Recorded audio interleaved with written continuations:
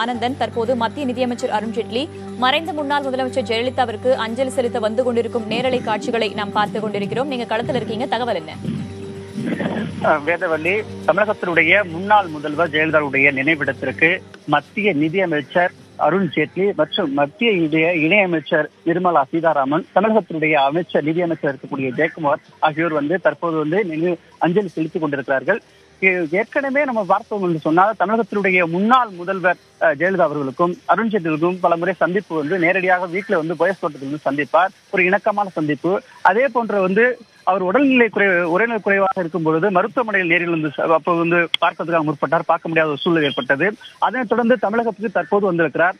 தொடர்ந்து அவர் மீது வைத்திருக்கக்கூடிய ஒரு மரியாதையின் காரணமாக தற்போது அவருடைய நினைவிடத்தில் ஒரு அஞ்சலி செலுத்தி கொடுத்தார். அது மட்டுமல்லாமல் பாரதிய ஜனதாவுடைய மூத்த தலைவர்களை தொடர்ந்து சந்திப்பது, அவருடன் பேசுவது, முக்கியமான விஷயங்களை தமிழகத்துடைய முக்கியமான கோரிக்கைகளை அவருடன் கொண்டு சேர்ப்பது என்று பிரதானமான ஒரு முக்கியமான விஷயங்களை தமிழகத்துடைய முன்னாள் முதல்வர் ஜெயலலிதா அவர்கள் இருந்தார். அந்த அடிப்படையில் ஒரு இணக்கமான ஒரு சூழ்நிலை ஏற்பட்டது.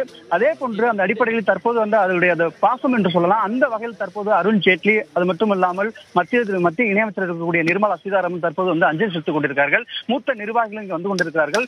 இதே போன்ற இது மட்டுமல்லாமல் இதற்கு முன்பாக தமிழகத்தில் மோடி அப்துல் கலாம் நினைவிடத்தில் பேசும்போது சரி, வெங்கையா நாயுடு வரும்போது சரி, ஒரு இணக்கமான ஒரு பாசமான ஒரு இருந்த நட்புகளை வெளிப்படுத்தும் விதமாக ஒரு பேச்சு தோரணை இருந்தது. தற்போது அஞ்சலி செலுத்தி விட்டு தற்போது அவர் கிளம்பி விட்டார். வேதவள்ளி, மறைந்த முன்னாள் முதலமைச்சர் ஜெயலலிதாவின் நினைவிடத்தில் தற்போது மத்திய நிதியமைச்சர் அருண்ஜேட்லி அஞ்சலி செலுத்தி வருகிறார். கைகூப்பி அந்த நினைவிடத்தை வணங்கிவிட்டு மலர் வளையம் வைத்து தன்னுடைய அஞ்சலியை செலுத்தியிருக்கிறார். அவரை தொடர்ந்து மத்திய தொழில்துறை அமைச்சர் நிர்மலா சீதாராமனும் மலர் வளையம் வைத்து மரியாதை செலுத்தினார். அந்த காட்சிகளை நாம் நேரலையில் பார்த்தோம்.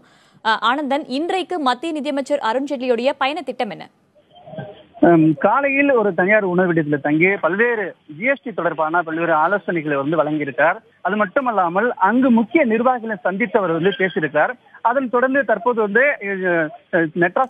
சென்னை பல்கலைக்கழகத்தில் ஜிஎஸ்டி தொடர்பான ஒரு கருத்தரங்கம் நடைபெற இருக்கிறது. அதில் பங்கேற்கிறார். அதற்கு முன்பாக தற்போது அம்மாவுடைய தமிழகத்துடைய முன்னாள் முதல்வர் ஜெயலலிதாவுடைய நினைவிடத்தில் ஒரு மரியாதை அஞ்சலி செலுத்தியிருக்கிறார். இதனை தொடர்ந்து சென்னை பல்கலைக்கழகத்தில் அது ஒரு கருத்தரங்கம் நடைபெறுகிறது. அந்த கருத்தரங்கத்தை முடித்துக் கொண்டு அவர் டெல்லி செல்கிறார். வேதவள்ளி, மத்திய நிதியமைச்சர் அருண்ஜேட்லியுடன் தமிழகத்தை சேர்ந்த அமைச்சர்கள் வேறு யாரெல்லாம் வந்திருக்கிறார்கள்? ஜெயக்குமாரை தவிர வேறு எந்தெந்த அமைச்சர்கள் எல்லாம் மத்திய நிதியமைச்சர் அருண்ஜேட்லியை சந்தித்திருக்கிறார்கள்? தமிழகத்தில் அமைச்சர் என்று பார்த்தாலும் குறிப்பாக ஜெயக்குமார் மட்டுமே அவர் சந்தித்து பேசியிருக்கிறார். மற்ற அமைச்சர்கள் இங்கு இல்லை. அதன் காரணமாக அவர் சந்திக்க இயலவில்லை. அது மட்டுமல்லாமல் தமிழகத்தில் முக்கியமாக தமிழக சார்பாக இருக்கக்கூடிய நிர்மலா சீதாராமன் அவர் சந்தித்து பேசியிருக்காங்க. தொடர்ந்து அவங்க இருவருமே தற்போது கூட்டத்தில் சென்றிருக்கார்கள். அதன் பிறகு டெல்லி செல்கிறார். வேதவள்ளி, தமிழக நிதியமைச்சர் ஜெயக்குமார் தற்போது மத்திய நிதியமைச்சர் அருண்ஜேட்லியுடன் வந்திருக்கக்கூடிய நிலையில மத்திய நிதியமைச்சர் அருண்ஜேட்லி முதலமைச்சரை சந்திப்பதற்கான வாய்ப்புகள் இருக்கிறதா? அது குறித்த தகவல்கள் இருக்கிறதா? தற்போது ஜெயக்குமார் அவர் சந்தித்து பேசியிருக்கார்கள். தற்போது முதல்வர் சந்திப்பான திட்டம் எதுவும் இல்லை.